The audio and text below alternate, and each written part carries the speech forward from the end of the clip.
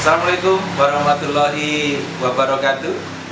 Ketemu kembali dengan saya Eko Mulyanto di channel Dadi Dimar.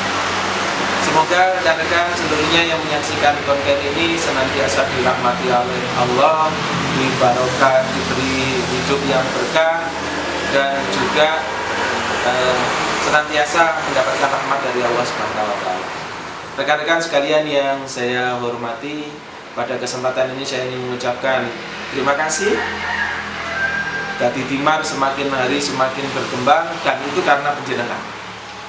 Ada yang subscribe, ada yang membagikan. Saya terima kasih sekali, luar biasa atensi penjenengan, dan itu memotivasi dalam untuk bagaimana lebih berinovasi lagi, lebih berupaya untuk cepat memenuhi permintaan-permintaan penjenengan, yang baik itu lewat kolom komen, kolom komentar, kemudian kolom ada yang japri dan lain sebagainya.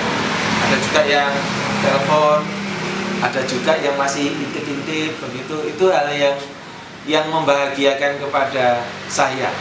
Jadi alhamdulillah konten-konten Dadi Dimar secara umum, walaupun saya yakin saya masih banyak kekurangan, tapi secara umum teman-teman begitu luar biasa mengapresiasinya. Saya lihat komen-komen penjenengan di kolom komentar, luar biasa, matur nuwun, dan itu semakin membuat saya untuk bagaimana saya harus banyak berbuat untuk penjenengan. Karena Dadi Dimar ini ada karena penjenengan ada. Ada saya, tidak ada penjenengan, tidak ada artinya.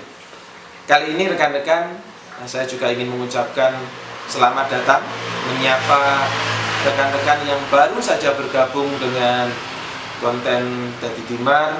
Ada beberapa yang sudah ini saya menghubungi saya, kemudian sudah komunikasi, bahkan ada yang datang kemarin ada tamu datang ke rumah komunikasi tentang bagaimana sebaiknya Dadi Dimar. Kemudian ada juga yang menyarankan datang ke kantor penjenengan, rawuh ke kantor saya, kemudian ngobrol-ngobrol, cerita-cerita. Bahkan ada juga yang bertanya-tanya kepada teman saya.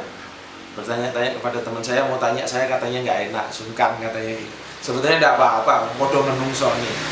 Rekan-rekan, kali ini saya ingin berbicara terkait dengan etika pemerintahan.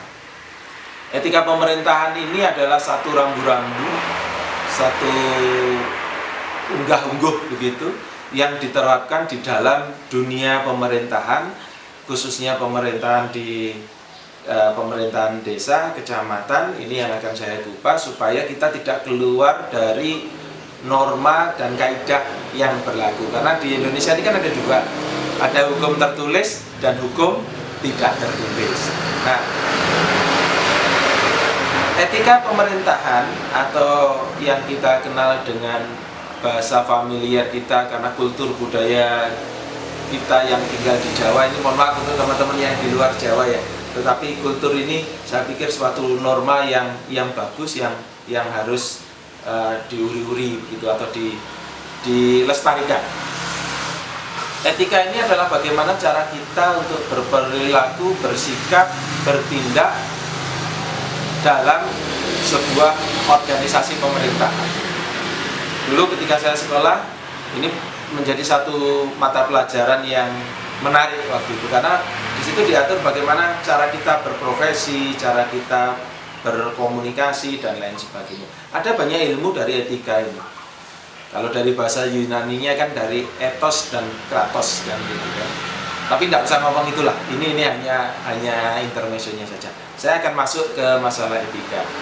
Rekan-rekan harus dipahami, ketika penjenengan masuk di dalam dunia pemerintahan, khususnya pemerintahan desa, ini ada dua di sana proses tata usaha negara yang penjenengan lakukan.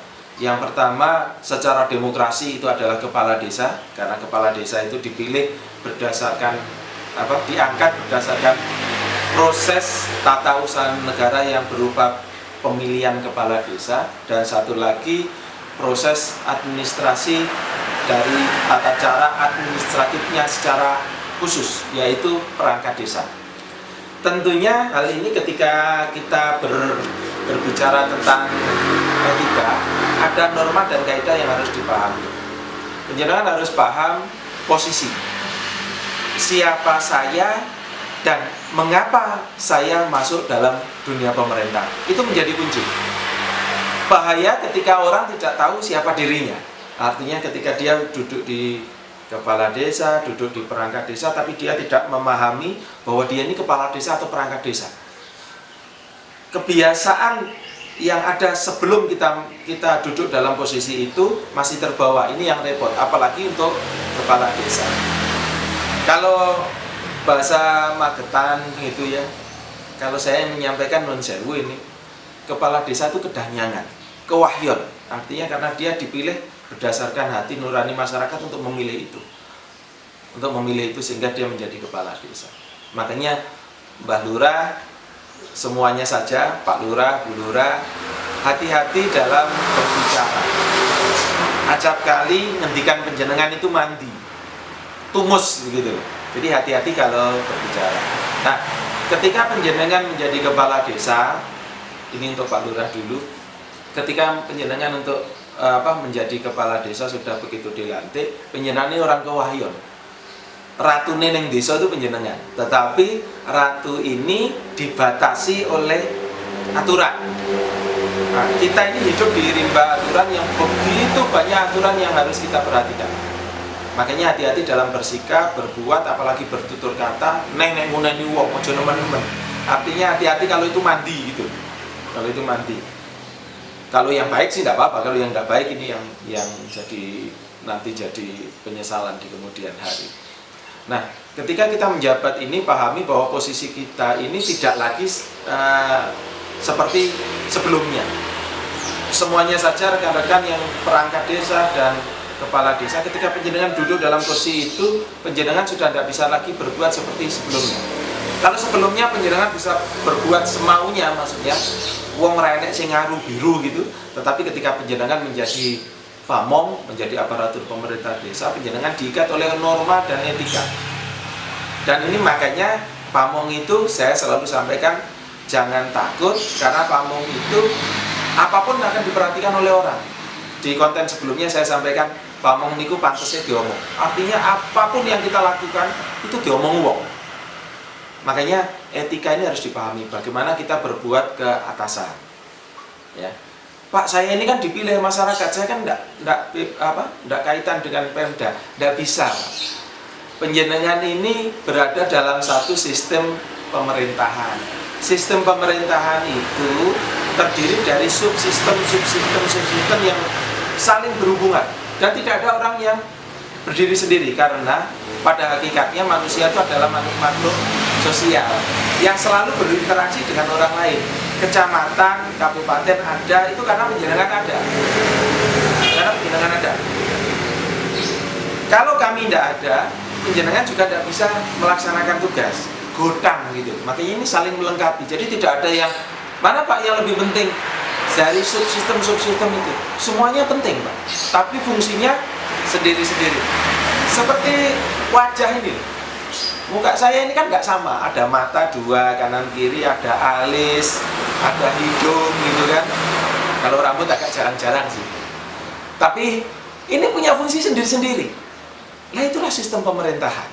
Jadi kembali ke masalah etika, unggah-ungguh, toto kromo dalam berbuat. Jadi ketika penjenengan menjadi kepala desa, bagaimana kita beretika kepada perangkat kita, bagaimana perangkat menghargai kepala desa menyayangi perangkatnya, bagaimana sikap kepala desa untuk berkomunikasi dengan BPD selaku salah satu unsur penyelenggara pemerintahan desa, bagaimana berkomunikasi dengan LKD, ada RT, RW, LPM, kemudian Karang Taruna, PKK dan lain sebagainya.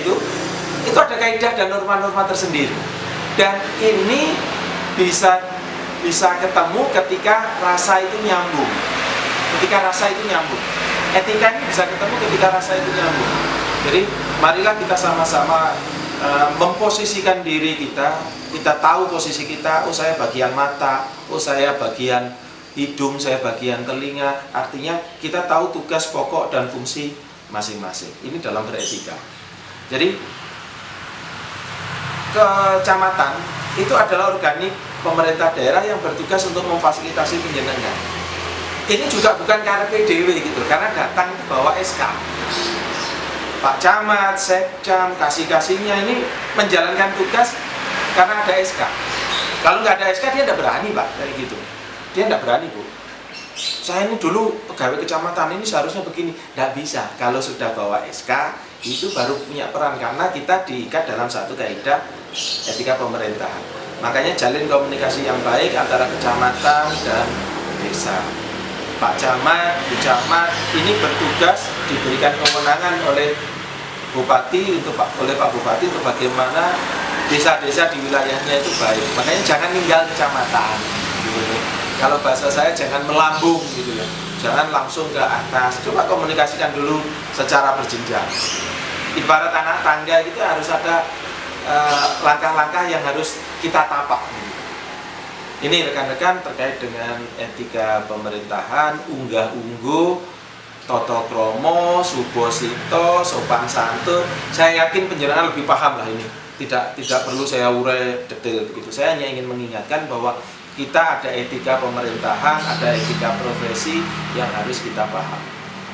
Aturan itu untuk dibuat untuk bagaimana hidup kita ini teratur. Aturan itu dibuat untuk bagaimana tata kerja kita ini teratur dalam melayani masyarakat.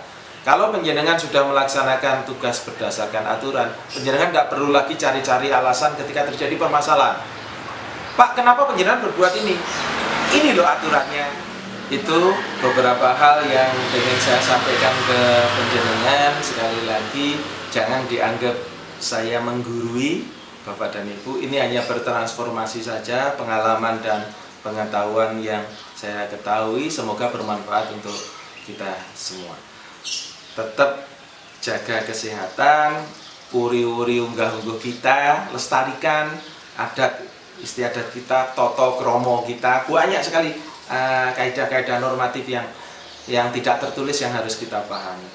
Selamat bertugas dimanapun kita, dimanapun kita berada, apapun profesinya ya, baik di dunia pemerintahan maupun di luar dunia pemerintahan. Saya yakin semuanya ada etikanya. Matur nuwun atas perhatian panjenengan, tetap menyimak konten ini sampai selesai. Matur nuwun sangat. Nyuwun pangapunten apabila dalam cara menyampaikan saya terlalu cepat atau kurang jelas, itu karena saya banyak kekurangan. Terima kasih. Matur nuwun semuanya. Assalamualaikum warahmatullahi wabarakatuh.